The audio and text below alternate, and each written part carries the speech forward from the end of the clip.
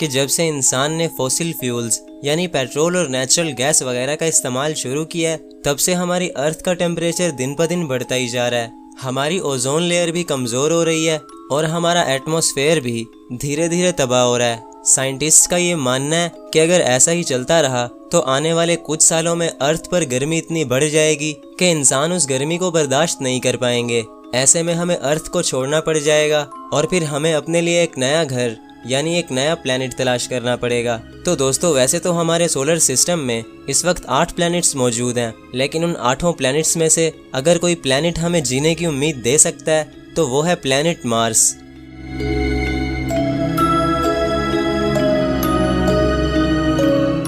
क्योंकि मार्स पर हमें कुछ ऐसी चीज़ें मिली हैं जो ये साबित करती हैं कि कभी मार्स पर भी जिंदगी हुआ करती थी, लेकिन फिर मार्स के साथ कुछ इतना बुरा हुआ कि मार्स पर जिंदगी ख़त्म हो गई और मार्स एक मिट्टी का ढेर बन गया। तो जी हाँ दोस्तों, आज की ये वीडियो मार्स को स्टडी करके बनाई गई है। इस वीडियो में हम मार्स के कुछ अजीबोगरीब राजों से पर्दा उठाएंगे और मार्स के बारे में ज़्यादा से ज़्यादा जानने की कोशिश करेंगे। तो वीडियो बहुत ज़्यादा इंटरेस्टिंग होगा, इसीलिए इसको एंड तक देखते रहना। 0.5 बिलियन साल पहले ऐसा माना जाता है कि 4.5 बिलियन साल पहले स्पेस में मौजूद गैसेस और डस्ट ने मिलकर एक प्लैनेट बना दिया जो कि सूरज से चौथे नंबर पर था। दोस्तों, मार्स हमारे सोलर सिस्टम का दूसरा सबसे छोटा प्लैनेट है जो कि हमारी अर्थ से लगभग 27 करोड़ किलोमीटर की दूरी पर है। यानी अगर एक बहुत ही तेज स्पेसक्राफ्ट को मार्स पर भेजा जाए तो स्पेसक्राफ्ट को भी अर्थ से मार्स तक पहुंचने में पूरे 7 महीने लग जाएंगे। दोस्तों, मार्स को रेड प्लैनेट भी कहा जाता है क्योंकि मार्स लाल रंग का दिखाई देता है। कदीम रोमन्स का ये मानना है कि मार्स का ये लाल रंग खून और जंग की वजह से है, क्योंकि उनके मुताबिक उनके देवताओं ने मार्स पर जंगें लड़ी थी और खून बहाया था। लेकिन वहीं अगर हम साइंस को देखें तो साइंस कहती है कि मार्स का ये लाल रंग मार्स की मिट्टी की वजह से है, क्योंकि मार्स की मिट्टी लाल रंग की है और वहाँ का एटमॉस्फेयर बहुत घना है जो कि शायद मार्स को लाल रंग देने में मदद करता होगा।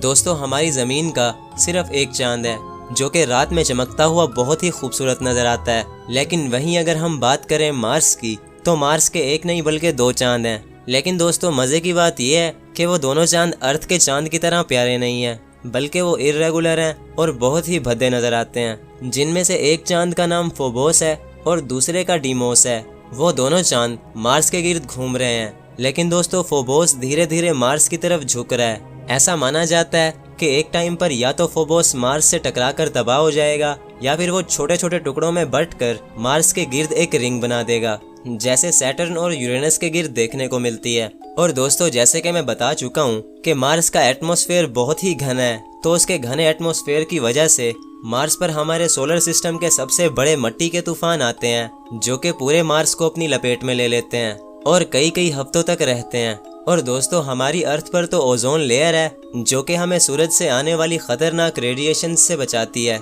लेकिन वहीं अगर हम बात करें मार्स की तो दोस्तों, मार्स पर कोई भी ओजोन लेयर नहीं है, जिसकी वजह से वहाँ हर टाइम खतरनाक रेडिएशंस बरसती रहती हैं। यानी अगर आप मार्स पे अपना स्पेस सूट उतार दोगे तो आपके खून में बुलबुले बन जाएंगे, जिसकी वजह से आपकी फौरन मौत हो जाएगी।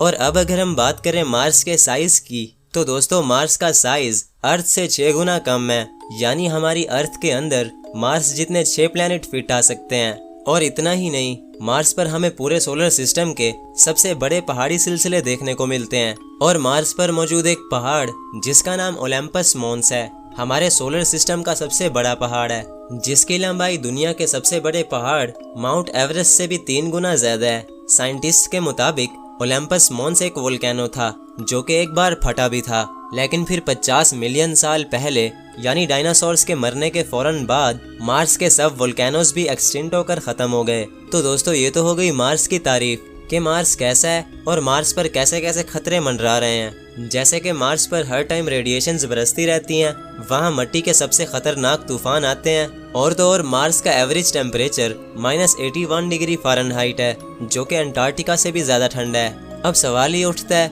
कि इतना सब कुछ होने के बावजूद भी इंसान मार्स पर ही क्यों जाना चाहते हैं, जबकि हमारे सोलर सिस्टम में और भी बड़े बड़े प्लैनेट्स मौजूद हैं। तो फिर आखिर मार्स ही क्यों?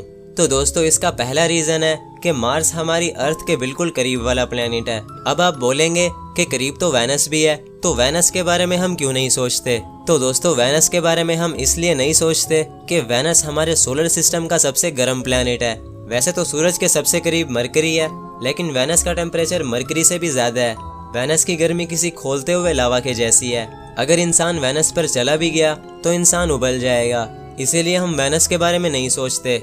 और अगर जुपिटर को देखा जाए तो जुपिटर इतनी खतरनाक गैसेस से बना है कि उस पर लैंड करना तो दूर की बात, उसके ऊपर से उड़ना भी बहुत बड़ा खतरा है। और जुपिटर से आगे के प्लैनेट्स यानी सैटर्न, यूरेनस और नेपच्यून ऐसे हैं जैसे बर्फ के गोले। और यूरेनस पर तो मैं वीडियो भी बना चुका हूँ, जो कि आपको आई बटन पर मिल जाएगी। उस वीडियो में मैंने बताया था कि यूरेनस कितना खतरनाक प्लैनेट है।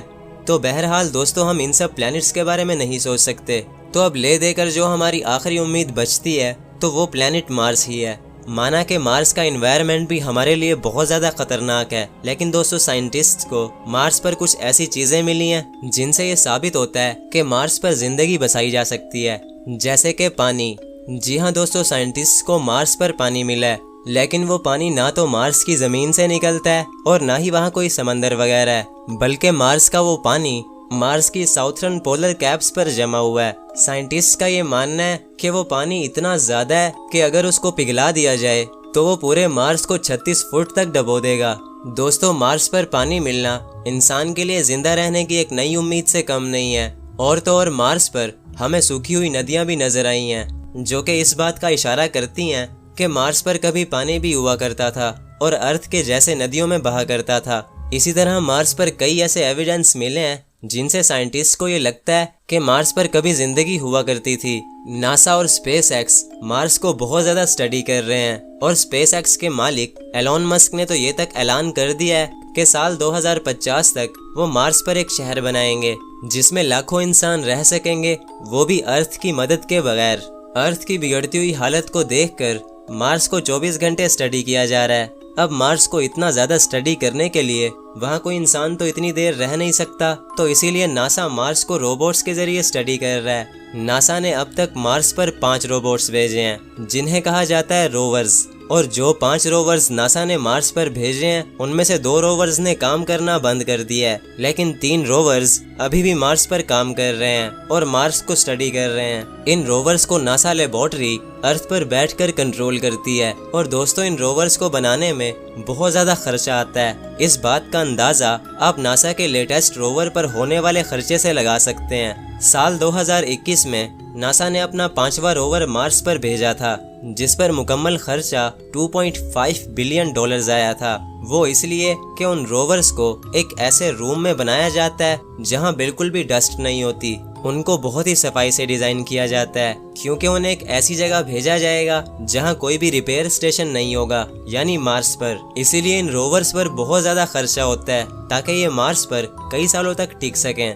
इन रोवर्स को बनाने के बाद इनको बहुत ही क्लीन तरीके से पैक किया जाता है। उसके बाद इनको अलग अलग पीसेस में डालकर नासा की लॉन्च व्हीकल में इंपोर्ट किया जाता है। उस लॉन्च व्हीकल का कोई ड्राइवर नहीं होता और उस व्हीकल को भी नासा लेबोरेटरी कंट्रोल करती है। जब उस व्हीकल को स्पेस में भेजा जाता है तो एक खास टाइम के बाद वो अपने टुकड़ों को अलग करती रहती है और फिर बहुत ही सेफ तरीके से उन रोवर्स को मार्स की सरफेस पर उतारती है। देखने में तो ये बहुत ही छोटा प्रोसेस लगता है, लेकिन दोस्तों मार्स पर एक छोटे से रोवर को पहुंचने में भी लगभग 7 महीने लग जाते हैं। दोस्तों इन रोवर्स के जरिए इंसान अर्थ पर बैठकर मार्स को स्टडी कर रहे हैं और वो वक्त दूर नहीं जब इंसान मार्स पर रहना शुरू कर देंगे।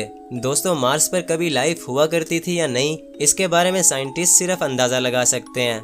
साइंटिस्ट का ये मानना है कि कई बिलियन साल पहले प्लैनेट प्लूटो जितना एक स्टार मार्स से टकरा गया होगा, जिससे मार्स पर लाइफ खत्म हो गई होगी। ये स्टार गन से निकली एक बुलेट की तेजी से मार्स से टकराया होगा और इसके टकराने से पूरा मार्स लावा की तरह उबल गया होगा। मार्स की आधी सरफेस तो हवा में ही उड़ गई होगी और मार्स को ठंडा होने में भी कई बिलियन साल लग गए होंगे। तो दोस्तों मार्स पर कभी लाइफ थी या नहीं, इसके बारे में कुछ नहीं कहा जा सकता, लेकिन ये पक्का है कि अनकरीब इंसान मार्स पर लाइफ बसा लेंगे। अगर मुझे मार्स पर जाने का बोला गया तो मैं तो नहीं जाऊंगा, और अगर आपको बोला जाए तो आप जाना चाहोगे या नहीं, कमेंट करके ज़रूर बताना। तो इसी के साथ साथ दोस्तों आज का हमारा ये वीडियो ख़त्म होता है। मैं